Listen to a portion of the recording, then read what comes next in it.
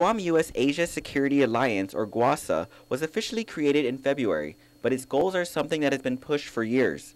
It decided to form a separate organization for lobbying in order to get the best possible exposure for the military buildup on Guam. So the idea behind it is simply to make sure we have access. The lobbyist gets the access. And we go there and we have a chance to promote all the reasons why Guam is an ideal situation for forward deployment of military assets. So what about Guam's delegate to Congress, Madeline Bordallo? Peterson says she's doing a, quote, fantastic job, but Congress is a big arena with over 500 members and she can't do it alone. It was in her congressional address in February when Bordallo thanked the business community for forming GUASA and for their advocacy of the buildup. GUASA has since hired attorneys and lobbying firm K&L Gates to do the lobbying, costing about $25,000 a month, inclusive of expenses. Unlike Bordallo, Majority Leader Senator Roy Respicio says it should be everyone's concern that a separate business-only group is speaking directly with government officials on matters of great impact to all residents. I remain concerned and cautious that this may be a group of businessmen who may be lobbying for a buildup at all costs. His concern was further raised after learning that the law firm of K&L Gates was formed by a merger of the original Preston Gates and Ellis with Kirkpatrick and Lockhart Nicholson Graham in 2007.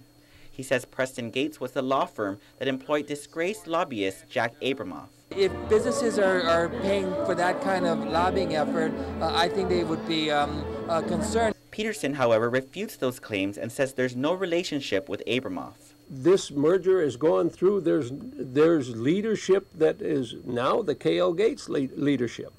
And we're moving forward based on their credibility. Senator Respicio ultimately hoped GUASA members would consider joining forces with the Guam First Commission to help in advancing the interests of all on Guam. And who's going to be in charge then? We're going to put up the money and they're going to make the decision? No, it doesn't work that way. The people who put up the money make the decisions. He adds if it wasn't for members of the Guam legislature, Guam would have $1 billion already in the ground for infrastructure improvements relative to meetings with Senate Armed Service Committee members Carl Levin and Jim Webb last year. And they just thought that Guam was give me what I want as opposed to what we need directly for impacting the buildup. For Carl Peterson and others to say that it's the legislature that's responsible for the buildup pause, they're absolutely wrong. The founding members of the group include Deloitte & Touche, Joe Arnett,